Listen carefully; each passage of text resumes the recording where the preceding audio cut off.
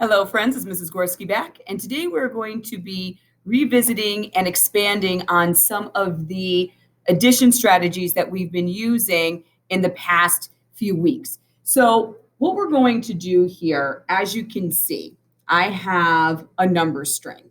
Now, the number strings that we're tending to be used to would be ones that have single digit numbers or very limited or smaller 2-digit numbers. So here I have a number string with 3 addends, each one 2 digits, and they're a little bit larger than what we're used to. So let's talk about the strategies that we're going to be using in order to solve for this particular problem. Now, I know we've been talking about using the hundreds chart.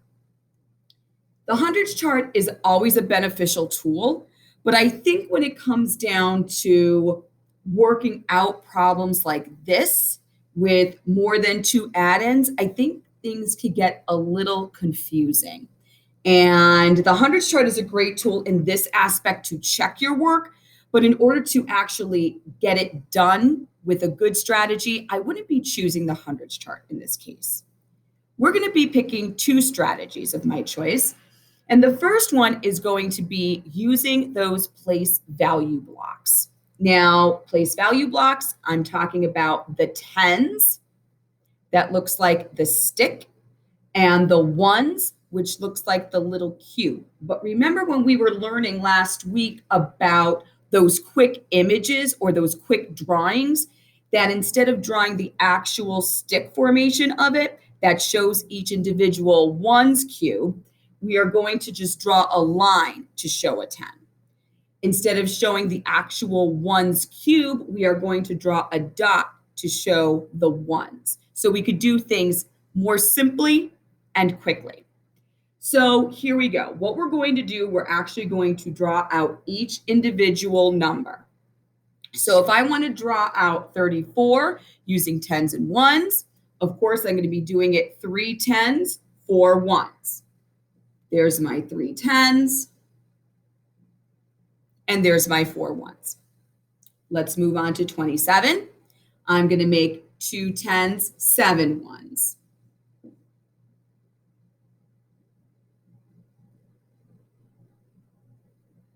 There we go.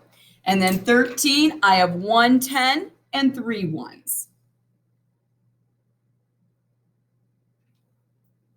So now what I want to do, I want to start the adding process here.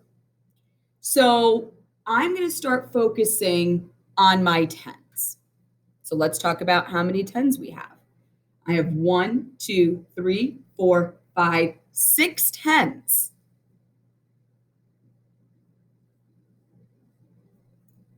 So that's fine. Now let's go ahead and do our ones. So I have 1, 2, 3, 4, 5, 6, 7, 8, 9, 10, 11, 12, 13, 14 ones. So think about this too when you're actually drawing out your 14 ones. You have to think about tens and ones, especially if you're dealing with a double-digit number. 14 is a double digit. You're looking at 2 individual numerals in that one number. So when I think about 14, I'm thinking about tens and ones in there. So let's draw it out and then we'll figure it out. So let's do 14.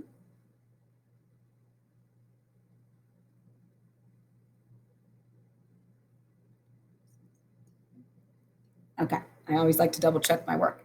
All right, so there's our 14 ones.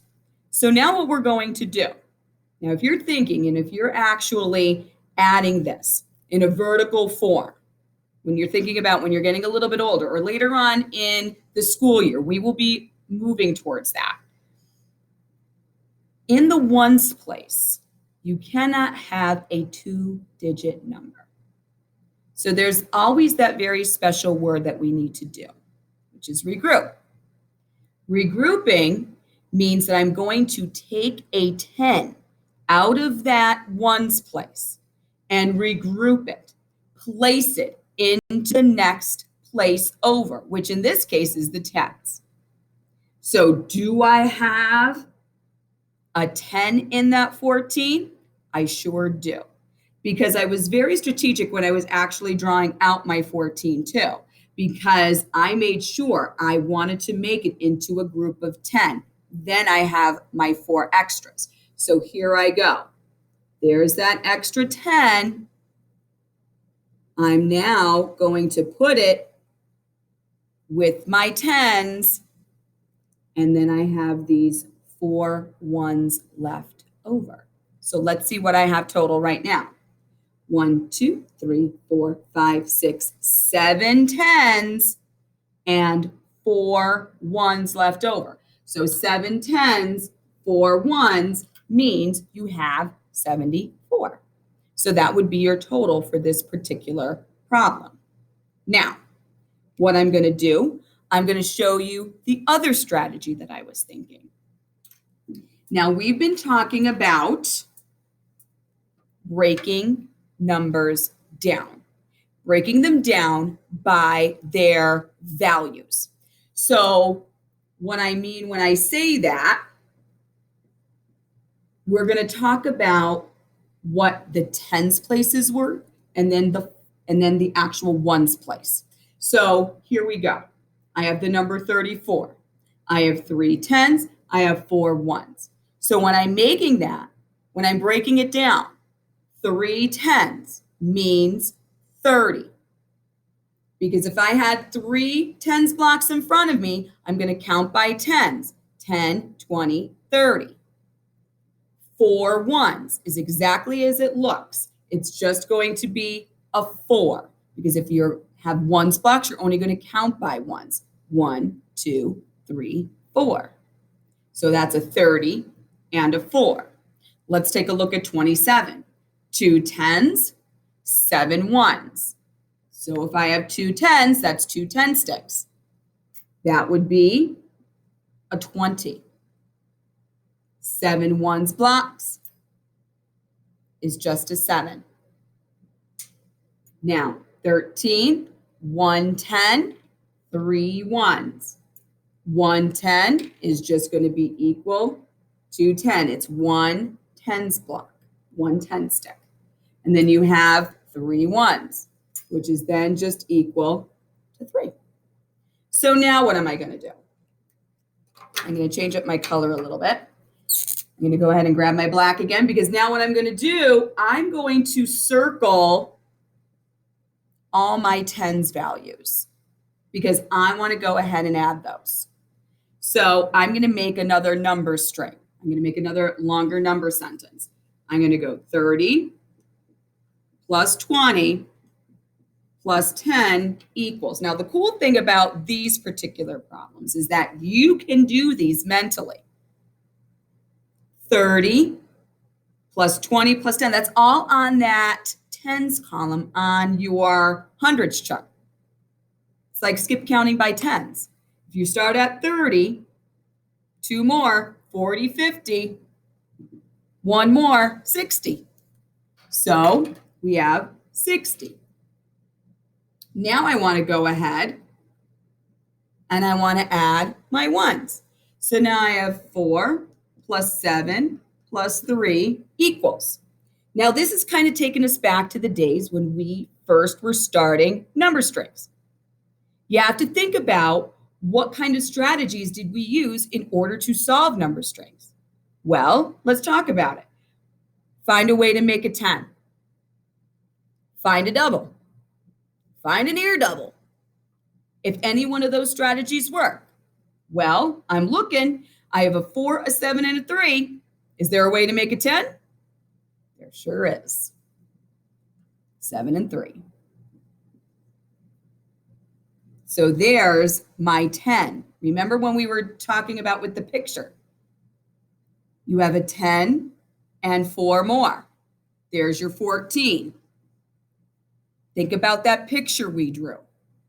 So now you have 60 plus 14. Think about it. 1 10, 4 ones.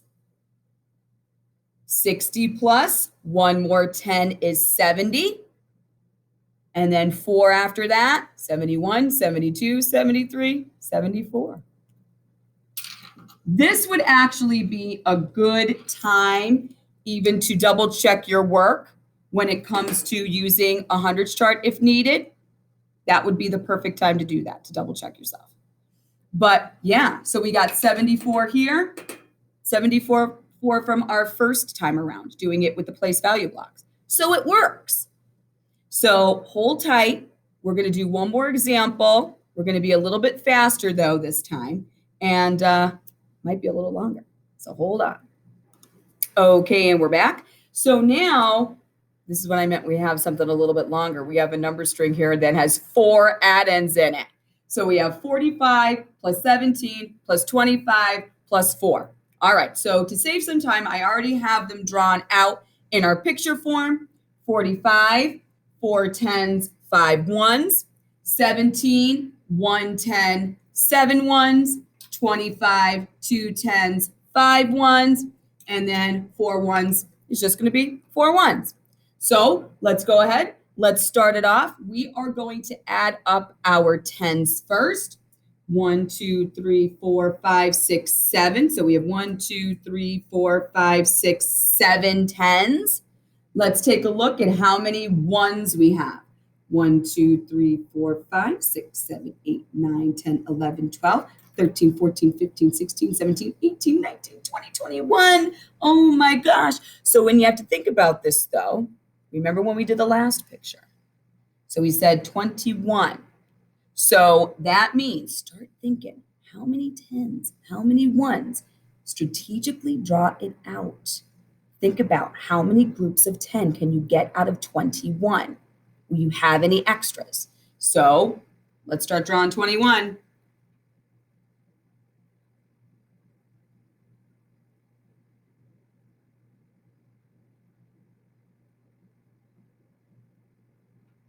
All right. So I'm always trying to think ahead to make something a little bit easier. So let's think about that word regrouping. Because when I drew my 21 blocks, my 21 ones, I know there's going to be 2 groups of 10. So what does that mean? Now that means I'm going to make 1 extra 10, because remember, we're regrouping. We cannot have 2 digits in a place that is just for 1 digit. So there's my 2 tens. How many do I have left over? Just that little 1. So let's see what we have. So how many tens do I have right now? 1, 2, 3, 4, 5, 6, 7, 8, 9. With 1 left over, 91. There we go.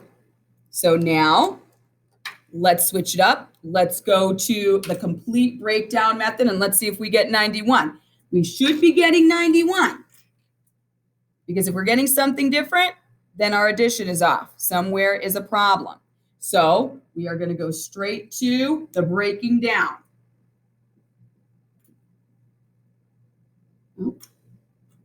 This, he's already pretty much broken down. He's a 4. So 25, 2 tens, 5 ones. 2 tens is a 20.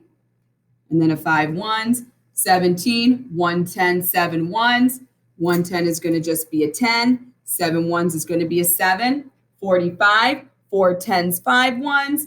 Then we have 4 tens, which is a 40, and 5 ones, which is a 5. So I'm going to switch up my color again. I'm going to be circling all my tens.